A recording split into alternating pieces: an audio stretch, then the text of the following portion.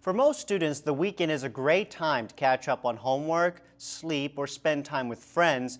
But Elizabeth Crumpler shows us some UNC students who work hard every weekend to save lives. KSQ 687-546. It's a typical way to start a weekend evening for many UNC students who are also emergency medical technicians for South Orange Rescue Squad, or SOARS. SOARS is a volunteer emergency and rescue services organization. It's unique because about 90% of the EMTs who volunteer for SOARS are UNC students or recent graduates.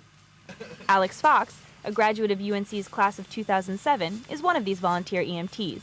It's a really great way to actually just get involved with patients in a real way, not like at the hospital, working at the gift shop, or taking phone calls. You're actually with a patient with a medical emergency, and you're doing treatments. UNC junior Cameron Lambert is one of 4 EMS captains for SOARS in charge of training. He says that the training that SOARS cadets receive helps them to be better prepared than most EMTs fresh out of training. So we have to teach by law a certain set of standard education requirements. So we teach those, and then we go beyond that, especially in the UNC class.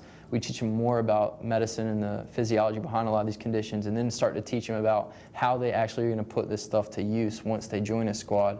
Once students complete the EMT basic course, they can put the skills they learned in the classroom to practical use as they go on ride-alongs to begin their training for the South Orange Rescue Squad. Training that comes in handy once they are cut loose and begin to ride on ambulances as EMTs. For Fox, who's headed to UNC School of Medicine in July 2008, the benefits are twofold. In addition to gaining experience for a career in medicine, he says he gains a sense of fulfillment in saving people's lives. They don't know you. They've never met you, probably will never meet you again. And you just go in there and do the best you can to make them better. Orange County residents certainly can feel better, knowing their lives are safe in these students' hands. In Chapel Hill, I'm Elizabeth Crumpler, Carolina Week. For more information about South Orange Rescue Squad or to find out how you can volunteer, visit our website at carolinaweek.org. It isn't always easy to bring students from 3 rival universities together, but local diversity awareness groups have found a way. Saturday night, students from UNC, NC State, and Duke celebrated South Asian unity at a triangle-wide semi-formal. The South Asian clubs from the 3 universities hosted the event. Hollywood to Bollywood was the theme, so many students came dressed in their traditional Indian attire. They enjoyed a wide variety of refreshments and danced the night away. Triangle Semi-Formal is an annual event, and its mission is to bring together South Asian students from across the community. In another effort to bring people together, the UNC cheerleaders have teamed up with Nourish International to raise money to stop world hunger and give one sports-hungry student tickets to the Duke game on Wednesday. The Anything But Clothes party at Players used to be about crazy outfits, dancing, drinks, and fun. But this crowd was helping to stop hunger, and some dressed as their favorite treat to support the cause. Students who donated to Nourish International got in free and were entered into a raffle for Duke tickets. We hope to have the winner's name on the Wednesday edition of Carolina Week. Well, going green is more than just a trend these days. The Proximity Hotel opened in late 2007 in Greensboro, and managers hope to achieve one of the highest certifications of the official Green Building Rating System. The hotel thrives on its 70-plus sustainable practices, using 40% less energy and 30% less water than a regular hotel. And almost everything you see is made from recycled materials, from the fabric on the chairs to these pencils made from recycled currency. But some people have to wonder, why Greensboro? It's no longer so much a fad to be, to have sustainable practices. It's really something everybody should hone. And we just wanted to set an example with this hotel.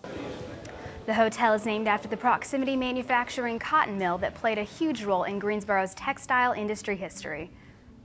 After gaining fame at the box offices, a murderous musical has made its way to the Triangle. Company Carolina performed Sweeney Todd the past 2 weekends at the Carborough Arts Center. The show quickly sold out both Friday and Saturday nights. Andrew DiMartino led the cast, performing as Sweeney Todd, the demon barber on Fleet Street.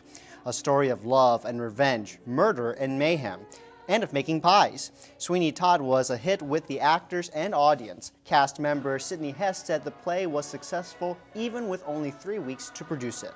I mean, this is the day after the last show. I think I'd have to take a week break before I could say I'd want to do it again. But it was a good experience. I'm glad I did it. So. The Carrboro Arts Center will host the Vagina Monologues by Eve Insler next on Friday.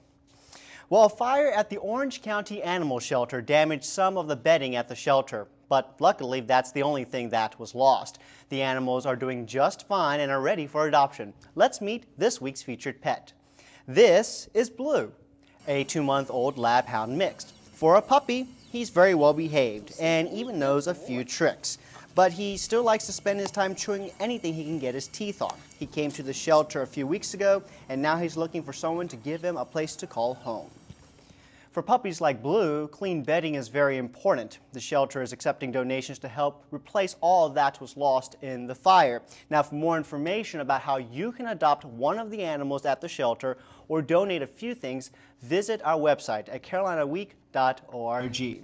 Well, you know, it was so nice today, I would have to say, that I'm beginning to wonder if the groundhog was wrong about its forecast. Well, weathercaster Mallory Nichols joins us now, and Mallory, maybe you can interpret what we saw on Groundhog Day. It was awfully nice out this weekend, and it's going to stay that way for a couple of days, but I'll let you know when we come back if we'll have another wintry blast or not.